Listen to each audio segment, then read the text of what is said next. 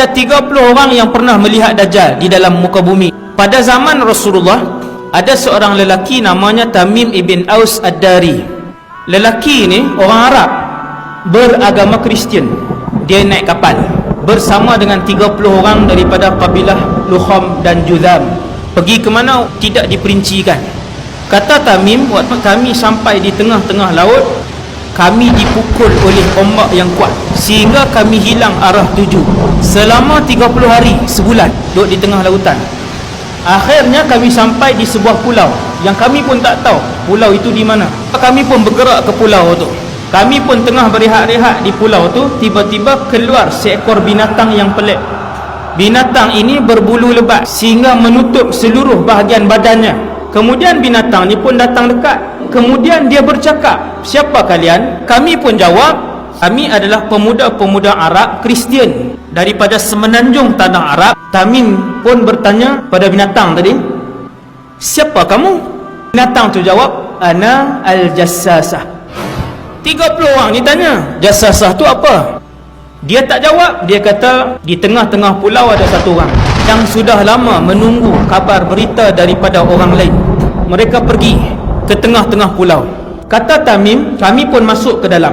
Kami mendapati di dalam itu ada satu orang lelaki, tubuhnya sangatlah besar. Dia bersandar ke dinding gua itu dalam keadaan kedua-dua tangannya dan kedua-dua kakinya diikat dengan satu rantai besi yang tak boleh bergerak.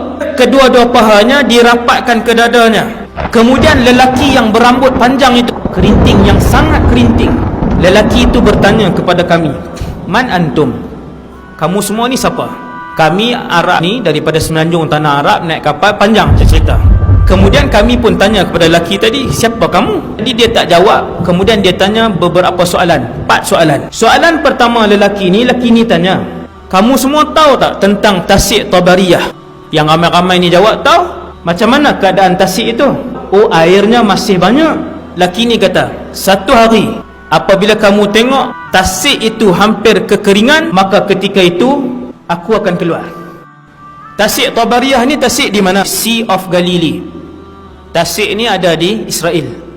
Tuan-tuan boleh tengok tasik itu hari ini setiap tahun dia mengalami kesurutan. Dia tanya soalan yang kedua, "Bagaimana keadaan ladang Baisan?" 30 orang ni jawab, "Ladang tu masih berbuah, kurmanya banyak." Laki yang kena ikat tu kata, "Satu hari ladang itu tidak akan lagi mengeluarkan buah." Ladang Baisan di Palestin. Ladang Baisan 1400 tahun yang lalu dia ladang kurma. Ladang tu dah jadi tanah lapang. Dan dia kata, apabila kalian melihat Nakhlu Baisan tidak lagi mengeluarkan buah, maka ketika itu zaman untuk aku muncul telah hampir. 3. Laki yang kena ikat tu tanya, "Bagaimana keadaan mata air Zuhar?" Mereka ni jawab, "Mata air Zuhar airnya banyak." Dia kata, "Satu hari mata air itu akan kering." Yang alim yang menafsirkan dan mencari Ain Zuhar ni adalah mufti Mesir yang lepas, Dr. Ali Jum'ah. Dia buat kajian dan mereka mendapati Ain Zuhar itu merujuk kepada Laut Mati.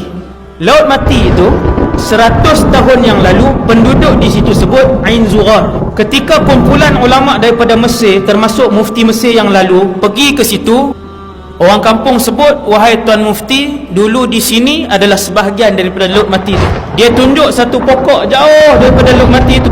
Dia kata, "Wahai Tuan Guru, dulu di pokok itu, situ masih lagi digenangi oleh Laut Mati.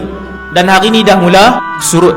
Soalan yang keempat, lelaki ni dia tanya, "Apakah Nabi yang tak pandai membaca dan menulis telah pun diutuskan?" 30 orang ni pun jawab, "Ya, Nabi itu telah pun diutuskan oleh Allah dan dia telah pun berhijrah daripada Mekah ke Yathrib, Madinah." "Adakah dia berperang dan dia diperangi?" "Ya, Nabi itu diperangi." "Adakah dia menang?" Dia pun jawab, "Ya, setiap kali peperangan dia menang." Maka lelaki itu pun kata, "Alangkah beruntungnya siapa yang ikut Nabi. Sesungguhnya," kata lelaki tadi, "hanya kalian sahaja diizinkan oleh Allah untuk sampai ke pulau ini dan